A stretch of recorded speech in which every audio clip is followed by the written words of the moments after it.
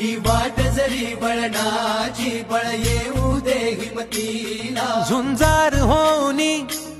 ललकार आसमानाला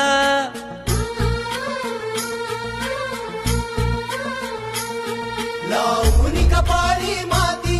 घ्यायचे पक्षी तिच्या पाठी हुंकार भरारीसाठी पेटू दे मनाच्या वाती